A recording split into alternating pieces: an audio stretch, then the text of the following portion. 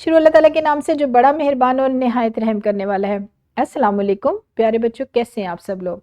صحت مند ہوں گے، تندرست ہوں گے، جہاں بھی ہوں گے اور شرارتیں بھی خوب کر رہے ہوں گے۔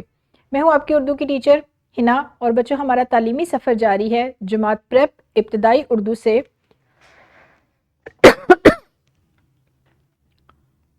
آج کا سبق ہے ہمارا حروف نون اور نون غنہ کی پہچان ہم پڑھ رہے ہیں۔ نون کی پہچان آپ کل کر چکے ہیں، یہ سبق سیکھ چکے ہیں آج صبح اس سبق کو شروع کرنے سے پہلے آپ ٹیچر کو سنا بھی چکے ہیں۔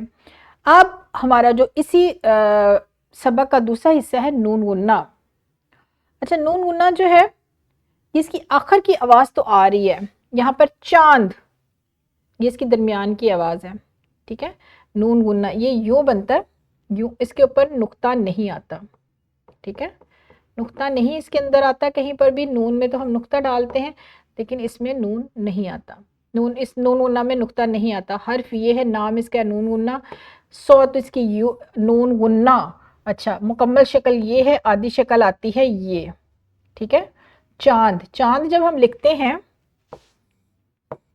تو ہم نون کے اوپر یہ نون غنہ بناتے ہیں، ٹھیک ہے، یہ نون ہے اور نون کے اوپر یہ والا جو ہے یہ ہے نون غنہ۔ ماں، یہ اس کی آدھی شکل ہے، ماں یہ والی اس کی پوری شکل ہے، ماں آخر میں آ رہا ہے، تو اس کے دو طرح سے لکھا جاتا ہے۔ جیسے اب ہم منہ لکھیں تو نون کے اوپر دوبارہ یہ ایسے بنے گا نون غنہ۔ ہدایات برائے اساتذہ، نون اور نون غنہ کی شکل کا اطلاق فلیش کارڈ کی مدد سے کریں، یعنی فلیش کارڈز بنائیں، اس پر نون بھی لکھیں، نون غنہ بھی لکھیں، پھر اس سے بننے والے الفاظ بھی لکھیں اور ان کا استعمال بھی لکھیں، اور پھر ان سے متعلقہ الفاظ کی تصاویر بھی دکھائیں، ٹھیک ہے، تصویر بھی دکھائیں اور بتائیں بھی کہ کس طریقے سے الفاظ میں یہ استعمال ہوتا ہے، اور طلبہ کو بتائیں کہ نون غنہ واضح شکل میں الفاظ کے آخر میں استعمال ہوتا ہے، جیسے ماں آخر میں آئے گا، درمیان میں ابتدا میں تو آتا ہی نہیں ہے نا، آخر میں آئے گا ماں، کنواں، جہاں، کہاں۔ بچوں کو آگاہی دے کہ اس کی شکل جو ہے نون جیسی تو ہوتی ہے لیکن اس میں نقطہ نہیں ہوتا۔ بچوں اس کی شکل تو نون جیسی ہوتی ہے لیکن اس میں نقطہ نہیں ہوتا۔ نون یہ آ گیا نون غنہ، لکھا اسی طرح جاتا ہے لیکن نقطے کے بغیر، اور یہ صرف آخر میں آئے گا، جیسے ماں ہم لکھتے ہیں، ماں بولتے ہیں، تو یہ ہے نون غنہ۔ جہاں، پھر آسماں، ٹھیک ہے، یہ دیکھیں، اور اس کی درمیان کی جو صورت ہے وہ میں نے ابھی آپ کو بتائی، چاند یا منہ، یہ اس کی درمیان کی صورت ہے، یہ والی ابتدائی صورت اس کی نہیں ہے۔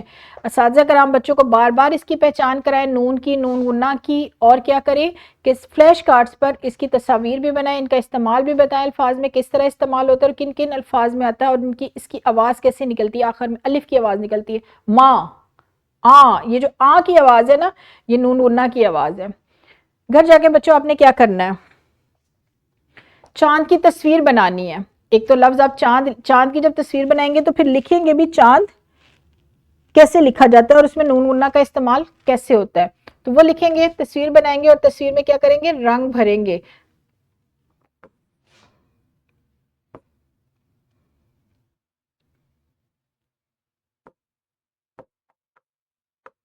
یوں نام لکھیں گے، چاند بنائیں گے، چاند کی تصویر بنانے کے بعد اس میں رنگ کریں گے، اور وہ ورک شیٹ گھر سے مکمل کرنے کے بعد اگلے روز آ کے اپنی ٹیچر کو چیک کرائیں گے، اور گھر جا کے نون غنہ کا جو سبق آج آپ کو پڑھایا گیا کتاب پہ سے وہ بھی آپ نے یاد کر کے آنا ہے، گھر جا کر بھولنا نہیں ہے، شرارتیں نہیں کرنی، کھیل کود بھی کرنی ہے، تو اس طرح کی کہ نہ آپ کو نقصان ہو نہ کسی اور کو نقصان ہو، لیکن اپنا جو تعلیم کا کام ہے، جو آپ کا اسکول کا کام ہے، کتاب کا کام ہے، وہ بھی آپ نے مکمل کر کے آنا ہے۔ یہاں پر ہمارا لیکچر ہو گیا ہے ختم۔ کل ملیں گے ایک نئے سبق میں، تب تک بہت سارا خیال رکھیے گا اور مجھے اجازت دیجیے، خدا حافظ۔